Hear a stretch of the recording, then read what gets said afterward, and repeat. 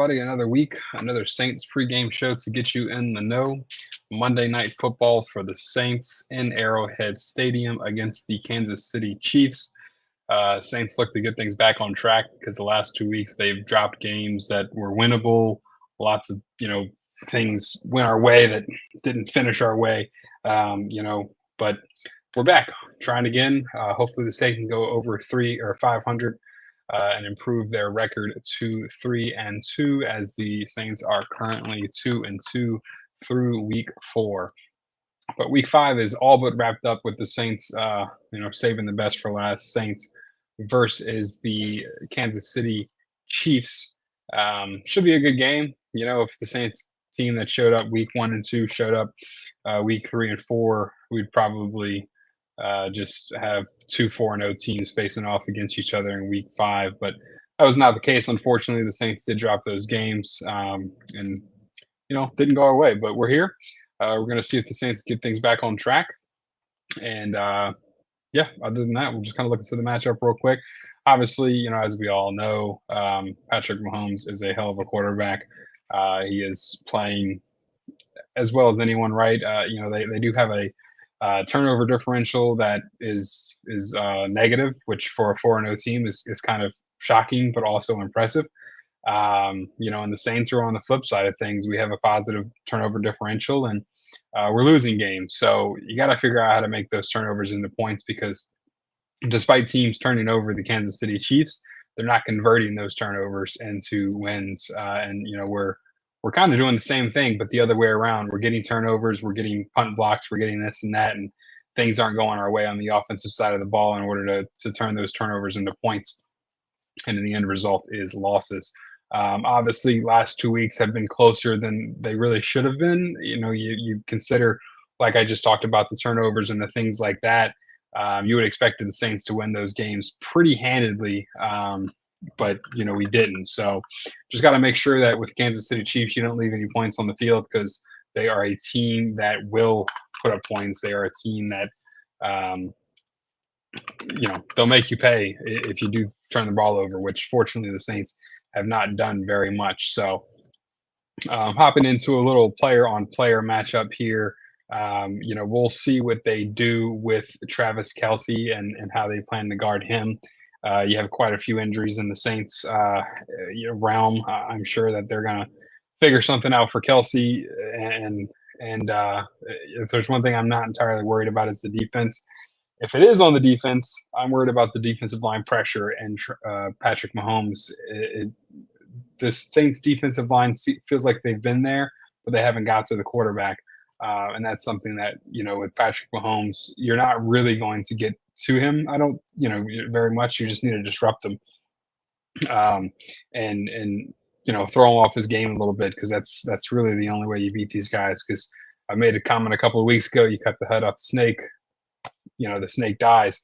Patrick Mahomes is the head, and if it's a two-headed snake, then Travis Kelce is the other head of that snake. So really need to make sure that you take care of Patrick Mahomes and do not allow him to play his best game. You're on the road, so it's going to be a little harder to get things rolling. But fortunately, the Saints, they travel well, so we'll see how that goes. But yeah, for example, the Saints, like I said, they're +3 turnover differential, and the let's see here. I don't even see where they're at. Kansas City Chiefs are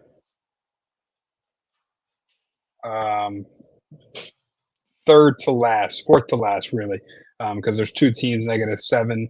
Eagles are -6, and then the Kansas City Chiefs are -4. Yet they are 4-0. So they're going to turn the ball over. You need to make those turnovers go into points. That's the way you.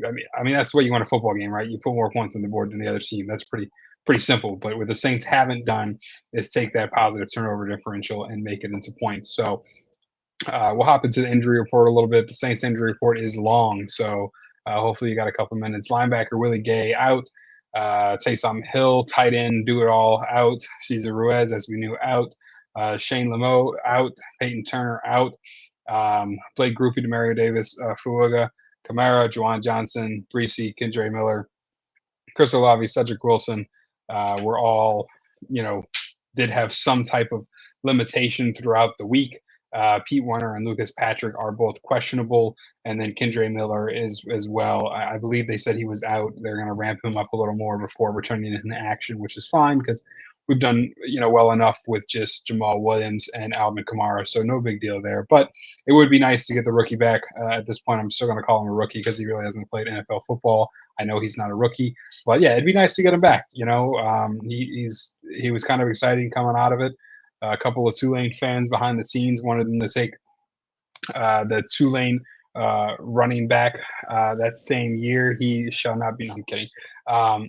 Yeah, Tajay Spears. They should have taken him. It was an injury concern for him.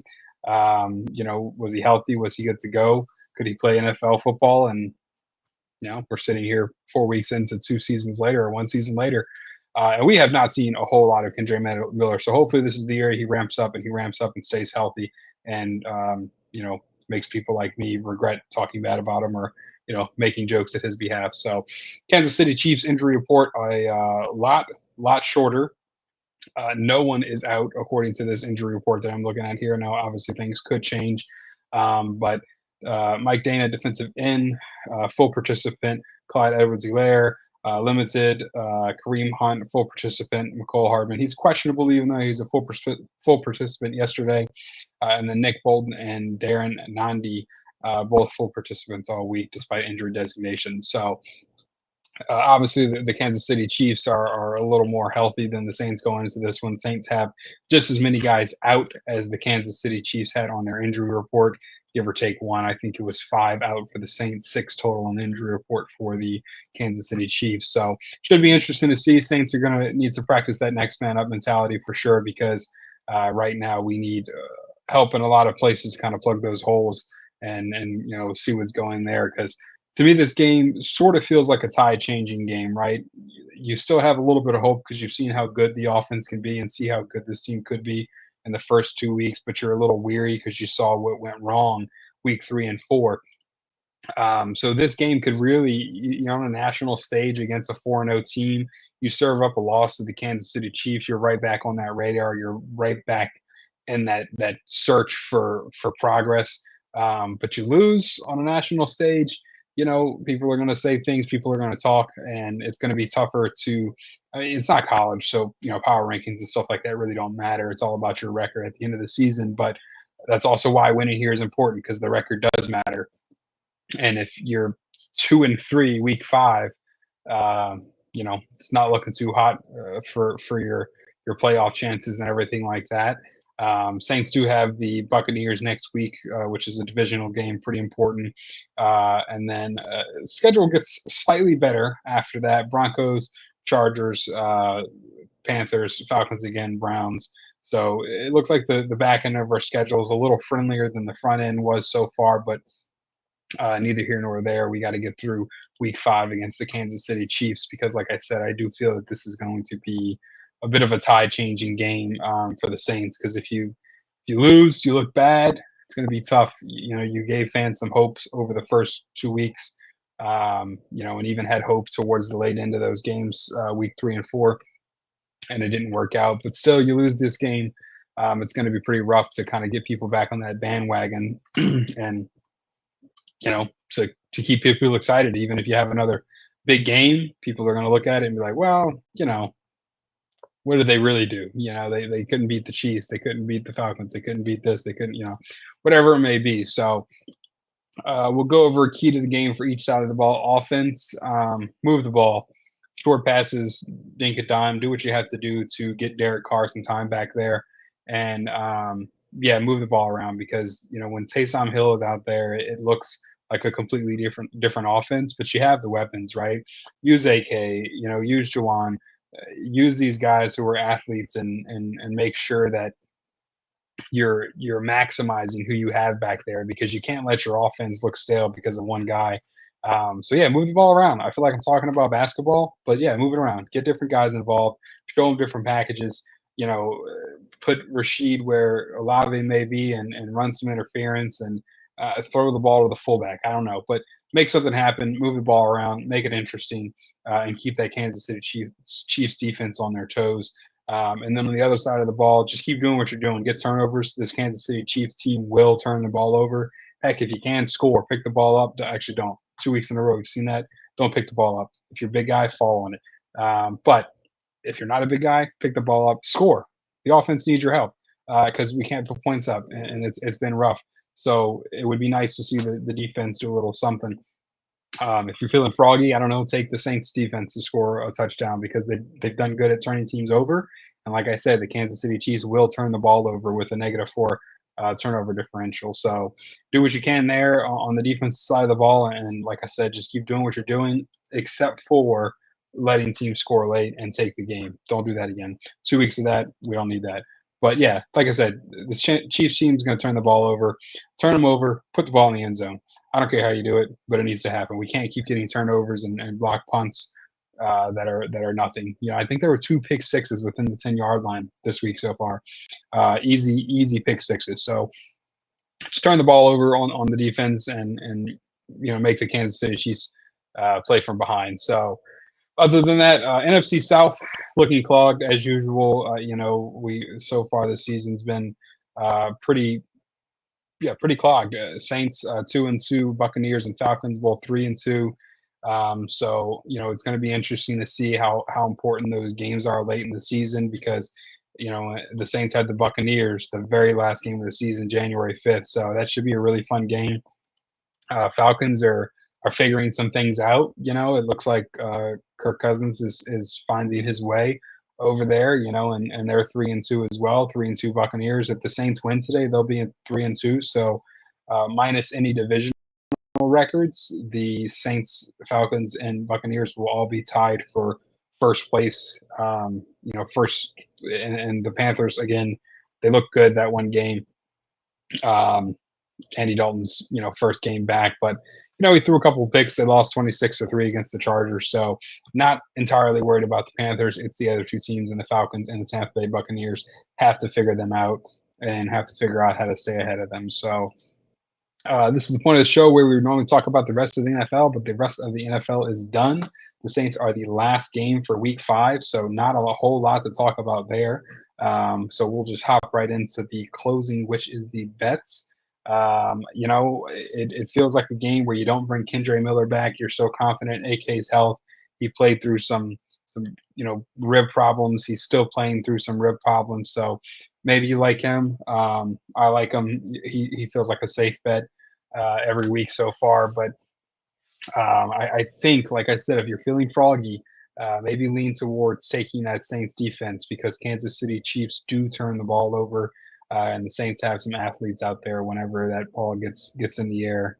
And if you see Paulson or Debo get two pass interferences in a row, throw some money on next touchdown score to be Paulson or Debo or the Saints defense because that's his routine this year is do something silly and then make up for it. Unfortunately, last week he did something silly at the end of a game, so he didn't have a chance to make up for it. So hopefully he does that right out of the gate. But other than that, yeah, I like AK a lot. Like I said, any week, he feels like I don't want to say a lock. That's a silly word. There's no such thing as a lock in the world of betting, but he feels like a pretty safe bet, all things considered. And then on the other side of the ball with the Chiefs, the Saints have always kind of had issues, as we know, with guys who like to run around in the backfield. So it's one of those things where maybe Patrick Mahomes runs one in after extending the play. That could be interesting. But I really don't know. I think I like on the other side of the ball either Travis Kelce or Xavier Worthy. But like I said, if you're feeling froggy on that side of the ball, maybe take a look at Patrick Mahomes's anytime touchdown scorer. So yeah, for me, I'm just gonna go with an Alvin Kamara and Travis Kelce, little action there, parlay them both together. Not going to do anything too crazy. But Steve Hancock over on Facebook, Honey Badger is going to be playing as hard as he can. I could easily see him with at least one pick. Yeah, I agree. I could see that. Former Chief there. He goes back to Arrowhead, somewhere he's familiar with. Colors he's familiar with. So I could definitely see that. He's going to be, putting his best foot forward. You know, number one because he used to play there. Number two because that's just the type of guy he is. He's going to put it all out there all the time. Steve Hancock again on Facebook. We've unfortunately given up a lot of yards to tight ends over the years. Yeah, I think that has a lot to do with the fact that like I said, the Saints don't do well, in the past couple of years against quarterbacks that are a little bit mobile. They don't even have to be, Michael Vick. They just have to be able to move around, and we struggle with that. So, I think that's a lot. The tight end's your safety valve when you're on the run and you're moving. I think that's why Kelsey and Mahomes work so well together because Mahomes does all these. Obviously, Kelsey's a hell of an athlete, but Mahomes does all these things to extend plays and to make things happen. And who's your favorite target when you're in a pinch? It's that tight end. He's typically the closest to the line of scrimmage, but also a gain. It's not like a running back who came out of the backfield to block. Um, get trips up on a lineman. It's the tight end. It's your safety valve, and I definitely think that's a big reason the Saints have given up things to tight ends. So, like I said, yeah, I like if you want to parlay something, put Kelsey and AK together for a little bit of a anytime touchdown score action. Um, and if you want to add the Saints money line over there, that's another plus like 198 or something like that. I don't know if I would. I want to see a couple more weeks of football before I start putting my money on the Saints to win. After week 3 and 4, it's been kind of rough to see a win. But either way, win, lose, draw, rain delay, probably not rain delay. We won't be here after that. We'll just see you guys next week. But yeah, so either way, we'll be here post game. Come and chat with us. Come and sit down. Come and gripe about the fact that Derek Carr threw for 499 yards instead of 500, hopefully. But yeah, so we'll be here post game. This has been the Kneaux with the post game or pre-game show to get you in the know, and we will see you post game.